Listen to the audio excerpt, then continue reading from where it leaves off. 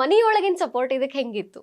ಮನೆಯೊಳಗಿನ support ಅಂತಂದ್ರೆ ಅವರು ಹೇಳೋದು, ಅವ್ರು ನಮ್ಮನ್ನ ಅಣ್ಣ ಅವರೆಲ್ಲ ಬೈತಾರೆ, ಸಂಗೀತಕ್ಕೆ ಬೆನ್ನು ಹತ್ತಿರ ಏನಾಗೋದಪ್ಪ ನಿನಗೆ, ಏನು ಸಿಗ್ತದೆ, ನೀ ಪ್ರಸಿದ್ಧ ಆದಮೇಲೆ ನಿನಗೊಂದು ಹೆಸರಾದ್ಮೇಲೆ ಒಂದು ಶಾಲೆ ಹೊದಿಸಿ ಮುಗಿದು ಬಿಡ್ತಾರೆ, ಅಲ್ಲಿಗೆ ಮುಗೀತು ಸಂಗೀತ. ಆವಾಗಿನ ವಾತಾವರಣ ಹಂಗೆ ಇತ್ತು. ಹಂಗೆ ಇತ್ತು. ಈಗಿನಷ್ಟು ಸಂಗೀತಕ್ಕೆ ಪ್ರೋತ್ಸಾಹ ಬೆಲೆ ಇದ್ದಿದ್ದಿಲ್ಲ. ಇರ್ಲಿಲ್ಲ. ಆವಾಗ ಆಯಿತು, ನಾನು ಆ ನೌಕರಿಗೆ 3-4 ಸಲ ಪ್ರಯತ್ನ ಮಾಡಿದೆ. ಹ್ಮ್ ಹ್ಮ್ ಭದ್ರಾವತಿ ಆಕಾಶವಾಣಿಗೆ ಅನೌನ್ಸರ್ ಸೆಲೆಕ್ಟ್ ಆಗಿತ್ತು, ಅದು ಆರ್ಡರ್ ಬರಲಿಲ್ಲ. ಗುಲ್ಬರ್ಗ ಆಕಾಶವಾಣಿದು ಬರಲಿಲ್ಲ. ಆಮೇಲೆ ಗ್ರಾಮೀಣ ಬ್ಯಾಂಕಿಗೆ ಆಗಿತ್ತು, ಅದು ಬರಲಿಲ್ಲ. ಯಾವ ಆರ್ಡರ್ ಬರಲಿಲ್ಲ. ಭಾಳ ನಿರಾಶೆ ಆಯ್ತು. ಇದು ಏನಪ್ಪ ಇದು, ಈ ಥರ ಮನೆಯೊಳಗೆ ವಾತಾವರಣ ಸರಿ ಇಲ್ಲ, ಏನು ನನ್ನ ಸಂಗೀತ ಏನಾಗ್ತದೇನಪ್ಪ ಅಂತ ಅನ್ನೋಷ್ಟು ಮಟ್ಟಿಗೆ ನೌಕರಿಗೆ ಪ್ರಯತ್ನ ಮಾಡಿದ್ದು ಖರೇನ. ಆದ್ರೆ ಯಾವ ನೌಕರಿನೂ ಸಿಗಲಿಲ್ಲ. ಅಂದ್ರೆ ಬೇರೆ ಬೇರೆ ನೌಕರಿ ಪ್ರಯತ್ನ ನಡೆದಿತ್ತು. ಭಾಳ ಪ್ರಯತ್ನ ಮಾಡಿದ್ದೆ, ಭಯಂಕರ ಪ್ರಯತ್ನ ಮಾಡಿದ್ದೆ.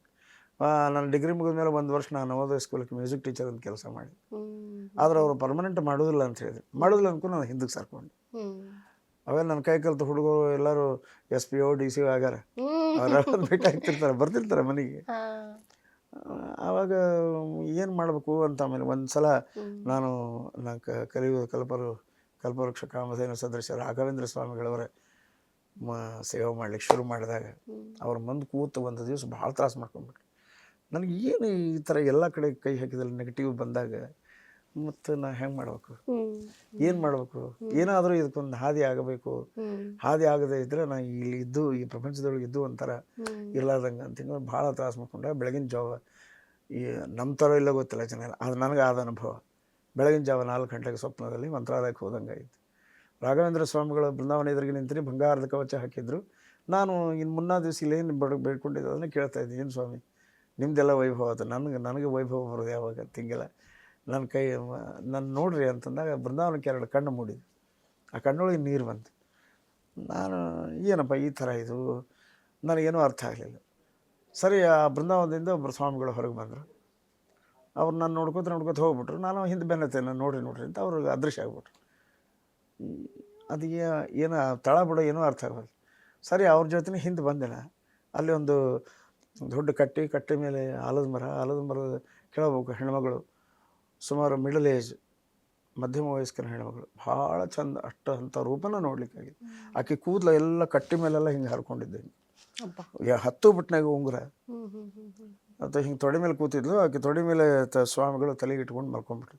ನಿದ್ದೆ ಹತ್ತಿತ್ತು. ಆ ತಾಯಿ ತೊಡೆ ಮೇಲೆ ಸ್ವಾಮಿಗಳು ಮಲ್ಕೊಂಡು, ಅಂದ್ರೆ ರಾಘವೇಂದ್ರ ಸ್ವಾಮಿಗಳು.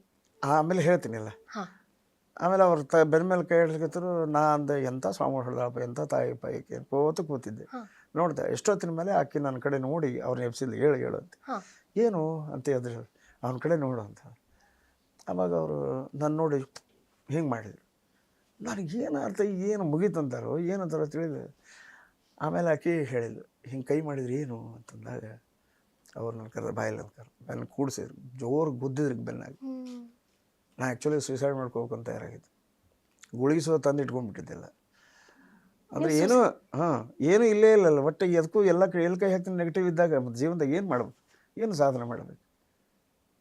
ಆ ಸಮಯದೊಳಗೆ ಅವ್ರ ಮಾತುಗಳು ಅಲ್ಲಿ ಏನರ ಟೇಪ್ ರೆಕಾರ್ಡರ್ ಇತ್ತು, ರೆಕಾರ್ಡ್ ಮಾಡ್ಕೊಂಡ್ಬಿಡ್ತಿದ್ದೆ. ಅಂಥ ಮಾತುಗಳನ್ನು ಇಲ್ಲಿ ಮಸ್ತಕದೊಳಗೆ ಪ್ರಿಂಟ್ ಆಗಿವೆ. ಏನಂತಂದರೆ, ಸಾಹಿತ್ಯ ಮಗನೇ, ಸಾಯ್ಲಿಕ್ಕೆ ಯಾರು ಕೊಟ್ಟಾರ ನಿನಗೆ ಅಧಿಕಾರ, ಏನು ಮಾತುಗಳು, ಅತ್ಯದ್ಭುತವಾದಂಥ ಮಾತುಗಳು. ಸಾಯ್ಲಿಕ್ಕೆ ಯಾರು ಕೊಟ್ಟಾರ ನಿನಗೆ ಅಧಿಕಾರ, ದೇವರಿದ್ದಾನೆ, ನಾ ಎಲ್ಲ ಇದ್ದೀನಿ, ನಾ ಸಂರಕ್ಷಣೆ ಮಾಡ್ತೀನಿ ಅಂಥೇಳಿ ಎಲ್ಲ ಹೊರಗೋಗಿ ಗುಳಿಗೆ ಅಂತ. ಇದು ಅಗದಿ ನಡೆದಂಗೆ ಹೂವು ಇದ್ರಿ. ಪಟ್ನ ಎಚ್ಚರ 5 ಗಂಟೆ ಆಗಿತ್ತು. ಆಮೇಲೆ ಗುಳಿಗೆ ಬಾಟ್ಲಿಗೆ ಹೊರಗೆ ಹೋಗೋದು. ಆವಾಗ ನನಗೊಂದು ಕಾನ್ಫಿಡೆನ್ಸ್, ನಾನು ಬದುಕ್ತೀನಿ, ನಾನು ಎಲ್ಲರ ಜೊತೆಗೆ ಇರ್ತೀನಿ ಅಂತ. ಅವಾಗೇನು ನಾನು ಸ್ಟಾರ್ಟ್ ಮಾಡಿದ್ದೆ. ಆಮೇಲೆ ತಿರುಗಿ ನೋಡಲೇ ಇಲ್ಲ. ಮುಂದೆಲ್ಲ ಚಲೋ ಹಾಕೋದು ಬಂದ್ಬಿಡ್ತೀನಿ. ಇವತ್ತಿನವರೆಗೂ ನಾ ಅಗದಿ ಆರಾಮ ಇದ್ದೀನಿ. ಎಲ್ಲ ನಾಲ್ಕು ಗೌರವದಿಂದ ಇದ್ದೀನಿ. ಹೊಟ್ಟೆ ತುಂಬ ಊಟ ಮಾಡ್ಕೊಂಡು, ಮೈ ತುಂಬ ಬಟ್ಟೆ ಹಾಕೊಂಡು, ಹೆಂಡತಿ ಮಕ್ಕಳ ಜೊತೆ ಆರಾಮಿದ್ದೀನಿ ಅಂತಂದರೆ ಅದು ಅವ್ರದ್ದೇ ರಾಯರದ ಅನುಗ್ರಹನೇ, ಎರಡನೇ ಮಾತಿಲ್ಲ. ನಮ್ಮ ಉತ್ತರಾದಿ ಮಠದ ಸ್ವಾಮಿಗಳು ಸತ್ಯಬ್ರಹ್ಮೋದ್ರು ಹೇಳ್ತಿದ್ರು, ಅವ್ರು ಹೇಳಿದ ಮಾತು, ರಾಯರ ಅನುಗ್ರಹ ಅಂತಂದ್ರೆ 33 ಕೋಟಿ ದೇವತೆಗಳ ಅನುಗ್ರಹ ಆಗ್ತದೋ ಉತ್ಸಾಹ ಅಂತ. ಅಂದ್ರೆ ಆ ದಿನ ಇನ್ನೇನು ನಾನು ಸಾಯ್ಬೇಕು ಅಂತ ಗುಳಿಗೆ ತಂದು ಇಟ್ಕೊಂಡವ್ರು ನೀವು ಕನ್ಸು ಬಿದ್ದದ್ದು ನಿಮಗೆ ರಾಯರು? ಹೌದು 100ಕ್ಕೆ 100. ಯಾರು ರಾಯರು ಇದ್ದಾರೆ ಇಲ್ಲ ಅಂತ ಅನುಭವ ನಾನು ಉದಾಹರಣೆ ಅದು. ಆಮೇಲೆ ನನಗೇನು ಸಮಸ್ಯೆ ಬಂದರೂ ಅವ್ರು ನೆನೆಸ್ಬಿಟ್ರೆ ಸಾಕು, ಎಲ್ಲ ಸಮಸ್ಯೆಗಳು ತಕ್ಷಣ ಪರಿಹಾರ. ಏನು ಇವತ್ತಿನವರೆಗೂ ಅದಕ್ಕೆ ನಾ ಎಲ್ಲರಿಗೂ ಹೇಳೋದು, ನಮ್ಮ ಸ್ನೇಹಿತರಿಗೆ, ಸಂಗೀತಗಾರರಿಗೆ, ರಾಯರನ್ನ ಮೆಚ್ಚಿರಿ, ರಾಯರ ಮೇಲೆ ವಿಶ್ವಾಸ ಇಡ್ರಿ, ದೇವ್ರ ಮೇಲೆ ವಿಶ್ವಾಸ ಇಡ್ರಿ. ಯಾವುದೇ ದೇವರಾಗಲಿ, ದೇವ್ರ ಮೇಲೆ ವಿಶ್ವಾಸ ಇಟ್ಬಿಟ್ರೆ ನಾವು ಏನು ಅಂದ್ಕೋತೀವಿ ಅದಕ್ಕಿಂತ ಹೆಚ್ಚು ಮಾಡ್ತಾನೆ ದೇವ್ರು. ಆಹಾ. ನಾವು ಮಾಡೋದೇ ಇಲ್ಲ, ಏನು ಮಾಡ್ತೀವಿ? ಸ್ನಾನ ಮಾಡಿ ಒಂದು ಸಂಧ್ಯಾ ವಂದನೆ ಮಾಡ್ಲಿಕ್ಕೆ ಏನಾಗ್ತದೆ ನಮಗೆ?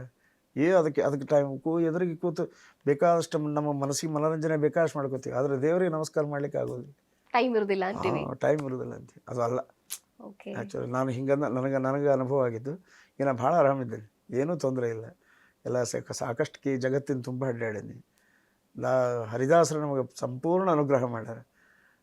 ಎಸ್ಪೆಷಲಿ ನಮ್ಮ ಬಾಗಲಕೋಟೆ ಪ್ರಸನ್ನ ವೆಂಕಟದಾಸರು, ಅವರು ಅದ್ಭುತ, ಅವ್ರದಂತೂ ಅನಾಹುತ. ಅವರು ಅಲ್ಲ, ಈಗ ಅಂದ್ರೆ ರಾಯರು ಒಬ್ಬೊಬ್ಬರಿಗೆ ಒಂದೊಂದು ರೀತಿ ಅನುಗ್ರಹ ಮಾಡ್ತಾರ ಅಂತ ಕೇಳ್ತೀವಿ.